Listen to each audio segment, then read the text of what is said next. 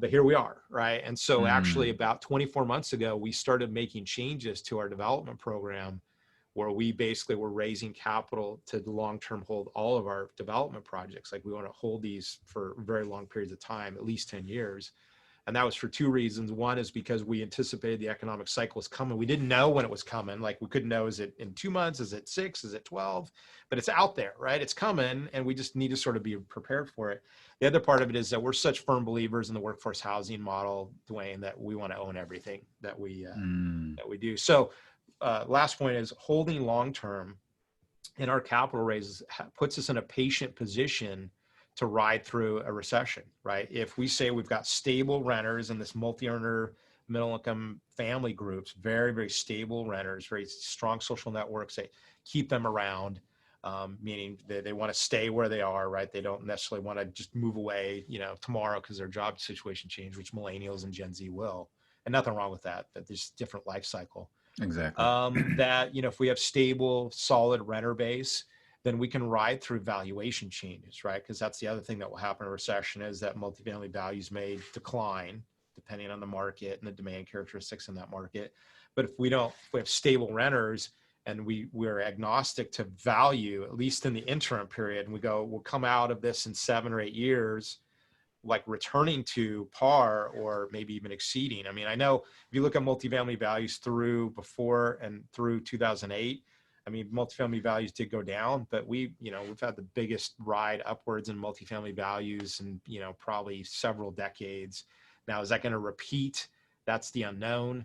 But the reality is we have whole, vast groups of demographic categories of people that are going to continue to need to rent. Like their incomes won't catch up to Exactly. affording, to buy. And we've never exceeded. I remember the highest point of, homeownership was 68%. I'm maybe misquoting. It depends on where you measure, but that's never going to be 100% of people that own. There'll always be people that rent.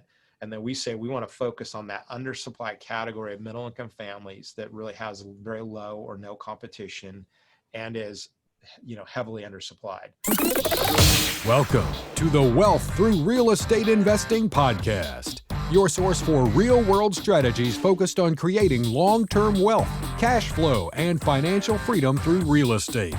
Through guidance, tips, and stories of highly successful real estate investors and thought leaders, we provide you the tools to succeed and reach the lifestyle you always wanted. And now your host, Dwaine Clarke. Hello and welcome to the Wealth Through Real Estate Investing podcast. This is your host, Dwaine Clarke. Today we have Scott Choppin. He's a workforce housing multifamily developer and founder and CEO of Irvine-based. Scott, thank you so much for joining us on the show. And how you doing, my friend? Very good, Dwaine. Great to be here. Thank you for the invite. Yeah, we're looking forward to it. So we haven't talked about a lot of development on the show. So really glad to kind of get your insight on that particular niche and kind of updates in that particular field. But before we get started, like always, would you kind of go over your background, how you got started in real estate? Sure. No, I appreciate that. So I come from a family background in real estate development. My uncle Mike and my dad Kerry were both real estate developers in their own right. And so I got the chance to grow up around it. Although that didn't necessarily inform that it was going to be my career choice. When you're a kid, you don't necessarily want to do what your parents did.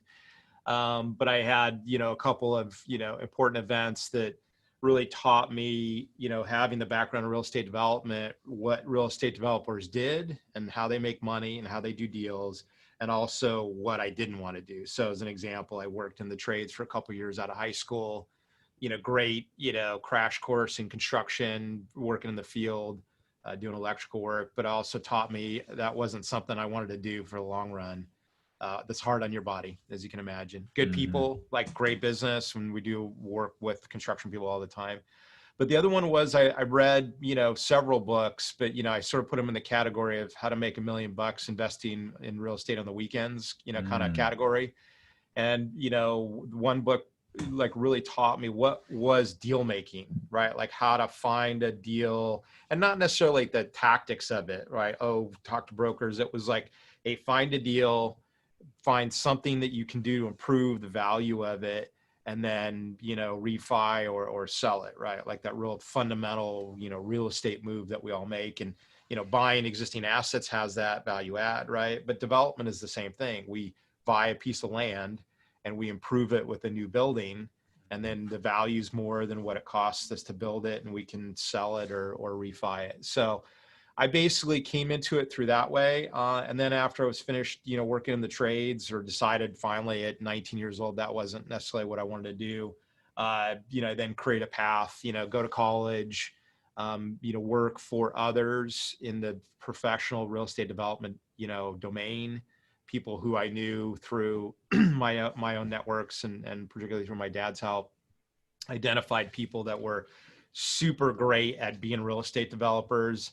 And I went to work for a couple companies that were really, over about a 5-year period, my training ground of how to really be a developer, like every day in the trenches, project management, underwriting, land act, pro formas, working with cities in the political process, constructing buildings, leasing them.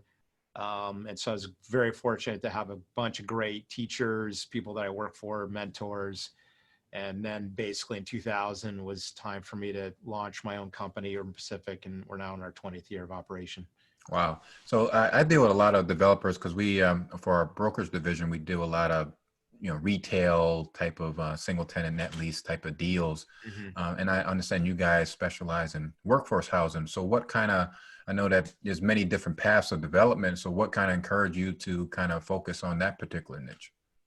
Yeah, that's a great question. So when I worked for, one of the companies I worked for was called Kaufman and Broad Multi-Housing Group. It's a subsidiary of a company everybody knows as KB Home, big national home builder. And this was a division that built apartments. So it was like an apartment development, division or, team. And we specialize in building and syndicating affordable housing, new construction apartment buildings under what's called the Low-Income Housing Tax Credit Program.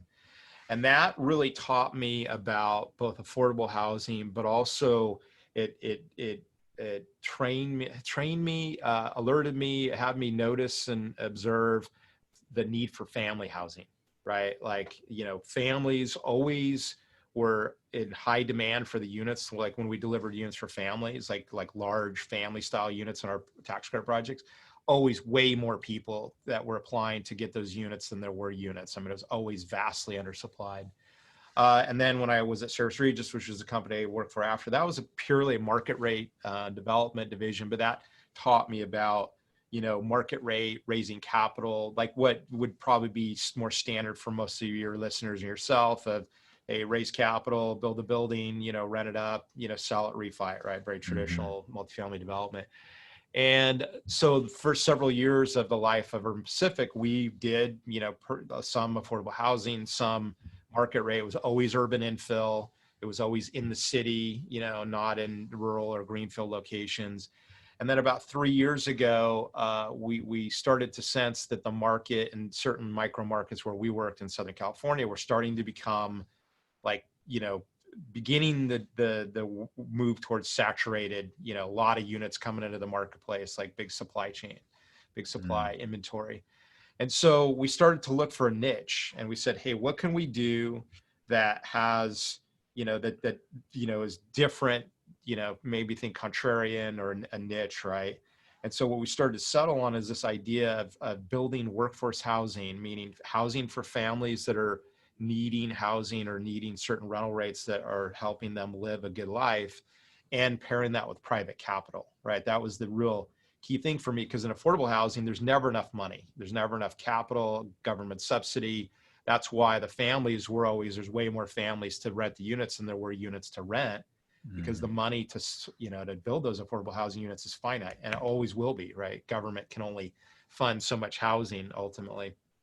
So we settled on this, what we call now the Urban Townhouse program, or UTH, as a innovation that pairing private capital with housing that serves working families is sort of the, high level description that I give of it.